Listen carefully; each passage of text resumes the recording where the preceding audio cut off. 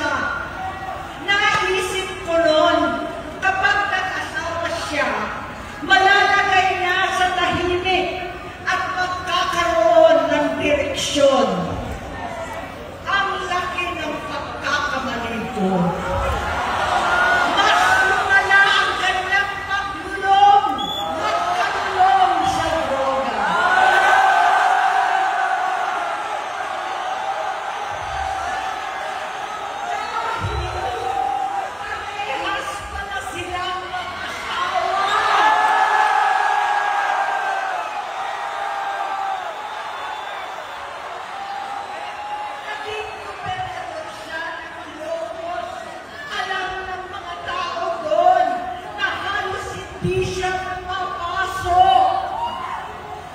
Tuwing kukumprontahin ko siya, ay nagsasabi siyang magbabago na siya, aalisin na niya ang bisyo.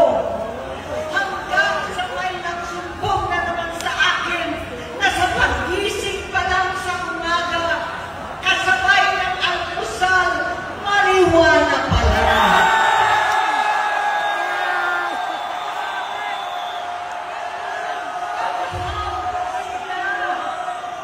Lahat sila nagiinuman at gumagamit ng cocaine. Kasama ng asawa at barkada. Tulad ng ama ko, kinastigo ko ang mga barkada niya. Ang nasirang si Bong Dasa, si Edwin Cruz, Inigo, Tony Boy, Sam Anton, alam po ninyo yan. Paano nagre-resign na sa takot ang mga pulis nila at staff dahil sa lumalalang bisyo? Inayos ko sila dahil gusto niyang ituwid ang buhay niya. Gusto niyang mag-vice-presidente. Hindi siya pinalad at lalo nagkaroon ng oras para sa bisyo. Simula noon, naging malabo sa amin ang lahat. Kaysa mag-away, bigla na lamang lumayo ang loob namin sa isa't isa.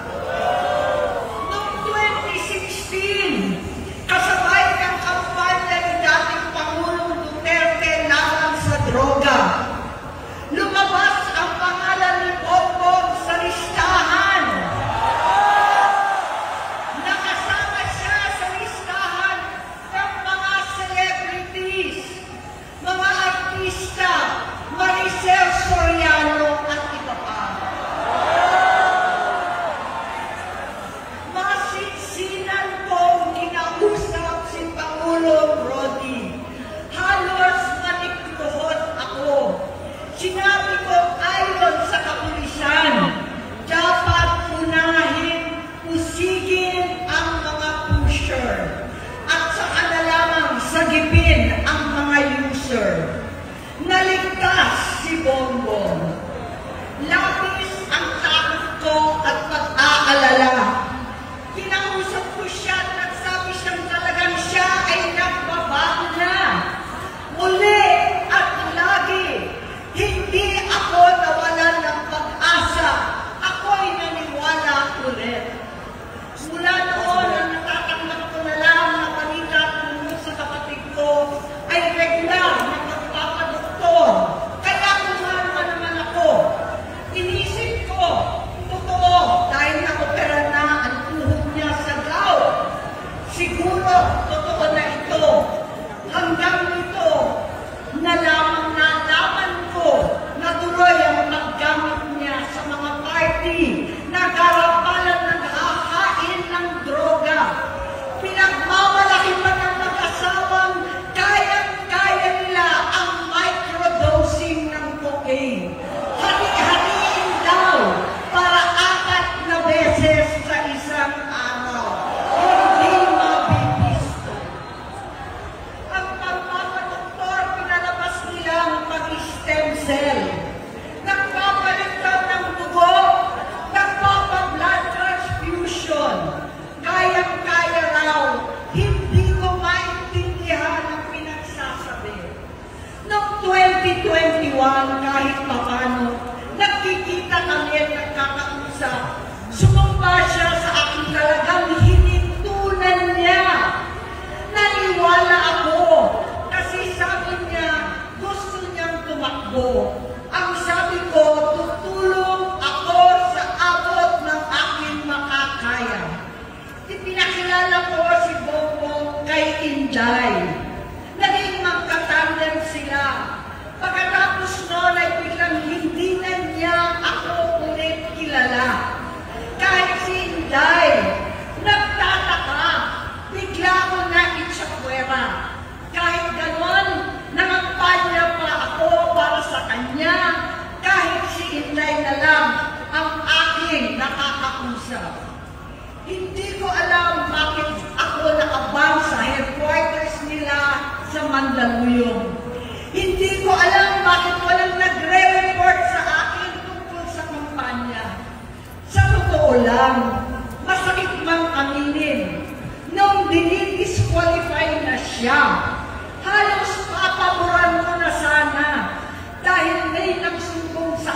mula sa kanyang campaign team na gumagamit na naman siya.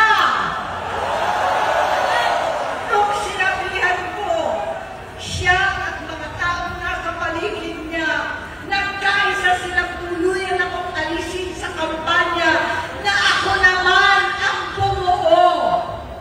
Sinabi nilang gusto ko na siya ay mag-disqualify para ako ang pumalit. Hindi totoo yun! Iniisip ko ang kalagayan ng aking kapatid at paano siya magsisilbi kung ganyan ang kalagayan niya.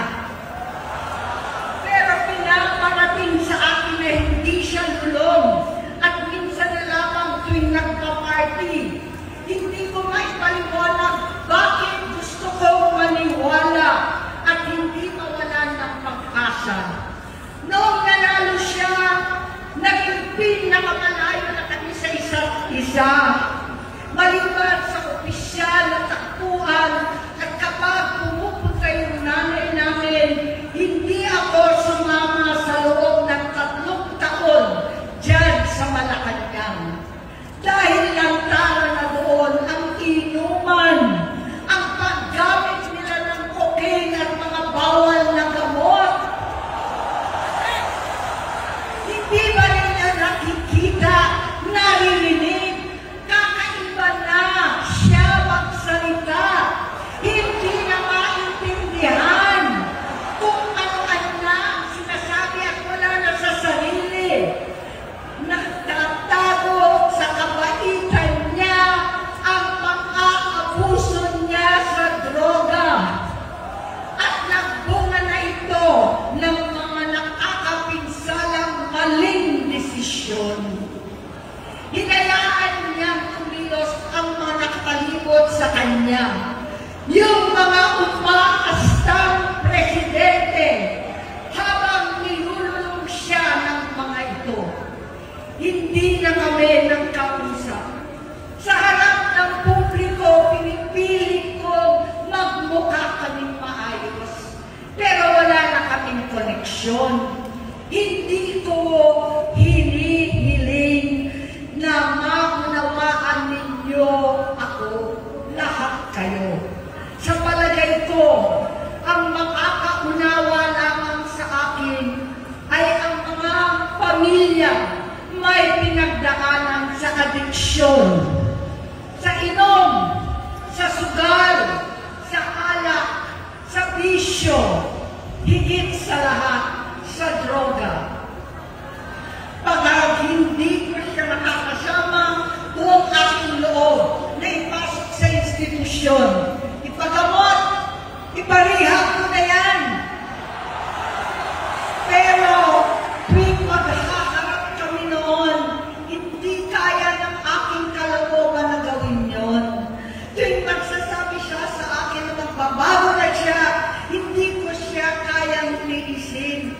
Hindi ko kayang ipagkait sa kanya pagkakataon at pagbabakasakali, umaasa ako at laging nananalangin na sana, oo nga, nagbago na siya. Hanggang dumating ang 2024 at 2025, yung bisyo niya na ang dahilan ng pagbahak ng korupsyon, kawalang direksyon, at maling-maling mga desisyon. Walang accountability, wala na ang hustisya. Hindi na niya alam ang nangyayari. Hindi na pinapaalam sa kanya ang mga pangyayari. Sinamantala ng mga ito ang paggamit niya ng droga. Tinangkap na nila ang kaban ng bayan habang ang mga dating tumatawag sa amin ng magnanakaw ay nakakita ng pagkakataon sirain ang lahat. Nagagamit na nila si Bongbong para sirain si Inday. Itinutulak pa nila si Bongbong at ang bayan sa bangin para umastang tagapagligtas.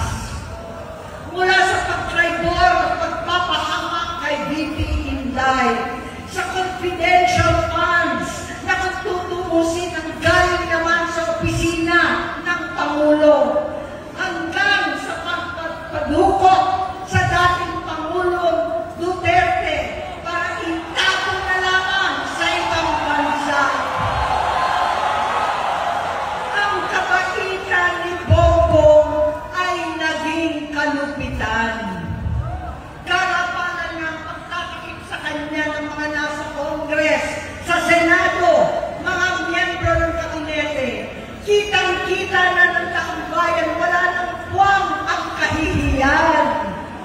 Para bang nauulit ang bangungot ng kasaysayang dinanas namin noon. 68 years old po ang tatay ko nung pinatalsik sa pwesto. 68 years old na rin si Bongbong ngayon. November 17 din, noong 2021, nung nakumbinsi ko si Inday na magbise kay Bongbong. November 18 po, bukas, ang ikatlong araw natin. Siyam na taon na nakakaraan, saktong November 18 pa talaga, na pinatiting ni Pangulong Duterte ang tatay ko sa libingan ng mga bayani. Halo-halo na ang aking nararamdaman, pero alam kong ito ang dulo at hangganan ng aking pagtitiis at pananahimik. Hindi na tayo mananahimik! Dahil nalaman ko pati ang mga anak niya ay nagdodroga na. Pinasusuklaman ko pa ang pag-alok ng mag-inang si Sandro ng droga ang aking mga anak at iba pang mga kamag-anak. Yan ang hindi ko na mapapalampas. Sa loob ng halos 4 na dekada, wala akong ibang pinangarap kundi maipakita sa sambayanan na hindi kami masamang tao. Hindi masama ang pamilya Marcos. Gusto kong ibangon ang dangal ng aking ama. Sa pamamagitan ng nagpagtatrabaho para sa bayan, sinikap kong maging mabuting gobernador, tinatawan, senador. Hindi ako halos nagpapahinga para makapag-iwan sana ng legasiya na kapag sinabing Marcos, nabawi na namin ang tingin sa nakaraan. Ngunit sa kagustuhan kong maging responsableng anak, matupad ang pangako ko sa aking ama, nabigo akong maging mabuting kapatid. Naging mahina ako kay Bongbong.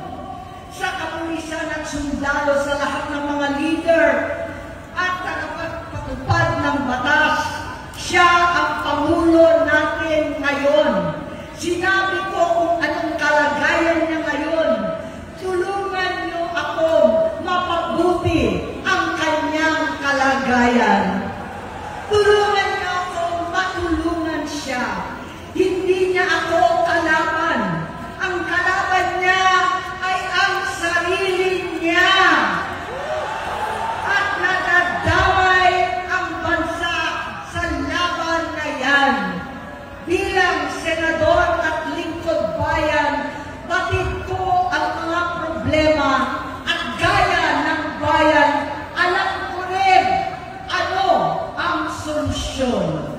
Sa pagkakawatak-watak, patuloy na pamumulitika, pagnanasa sa kapangyarihan ng mga talunan naman, kaguluhan sa Mindanao, alanganing giyera sa China at Estados Unidos, kawalang pananagutan sa flood control scam, kalapalan kahiman, panggigipit sa hindi kaalyado, pagkakanulo sa kapwa Pilipino, pagdakip sa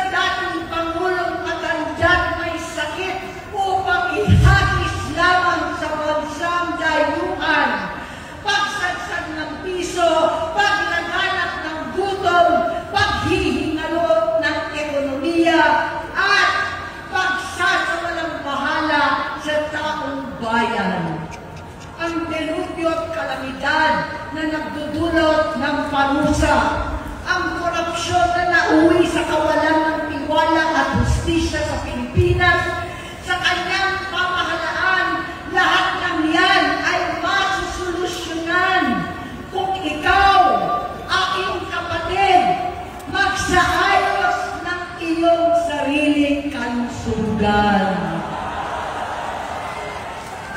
Kapag humupa ang ingay sa politika, kapag umuwi na kami sa aming pamilya, hindi bilang senador, kundi bilang ate, bilang si Manang Aimee ni Bonget. Kaya ito sasabihin sa harap ng taong bayan, sa harap ninyong lahat, at sa harap ni Bongbong.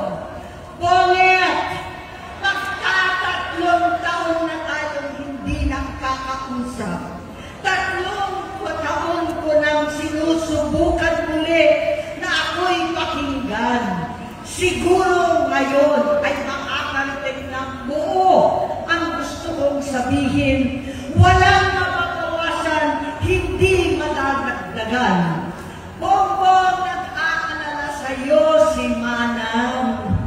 Tuwing nakikita kita sa TV, gusto kitang puntahan. Napakalaki ng pinagbago mo. Itsura, pagsasalita, takbo ng pag-isip. Minsan, napapatanong ako sa sarili ko, ikaw pa ba yan? Si Bongbong ba talaga yung nakikita ko? Pero ako, aling ko, ako pa rin ito. Ako pa rin ang ate mo na tumayong ama't ina sa inyo sa ibang bansa. Ang kasama mo sa sumubok na sanggain lahat ng sakit para sa iyo. Ang kapatid mo na hindi mo kailangan hingan ng tawad dahil agad ka nang iniintindi at tatanggapin dahil mahal kita. Nasa Bagong Tipan, kay Lucas, Kapitulo 17, versikulo 3 hanggang 4. Kung magkasala ang iyong kapatid, sawayin mo siya. At kung siya'y magsisi, patawarin mo siya.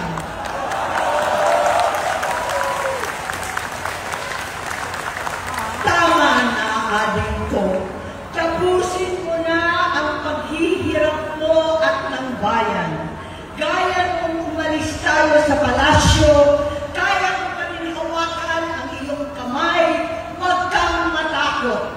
Malaki na ang dulot sa iyo ng droga.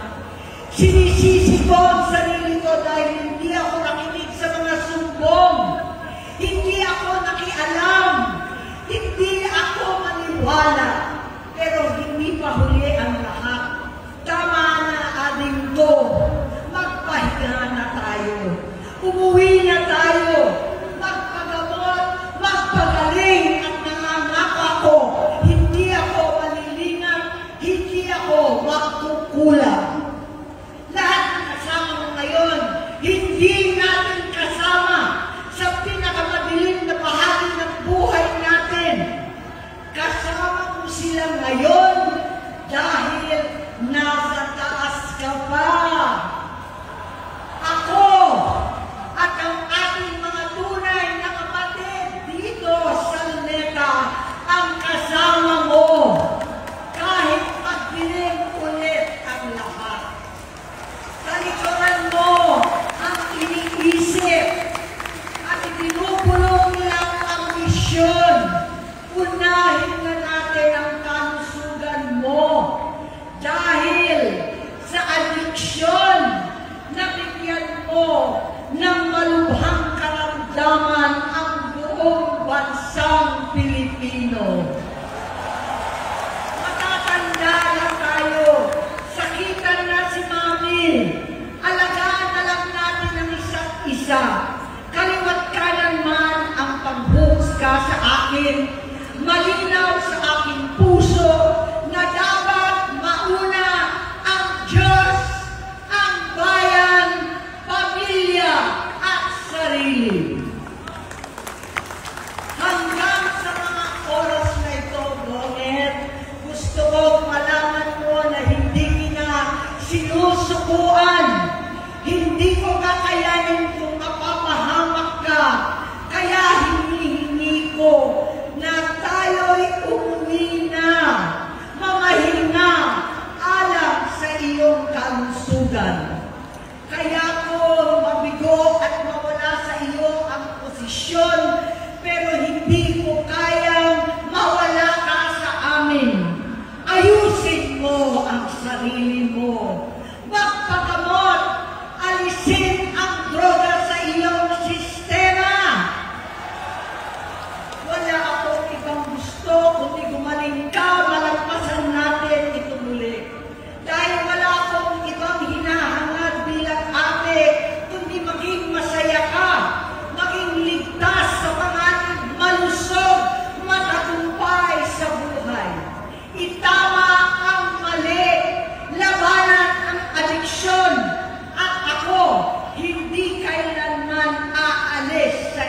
tabi.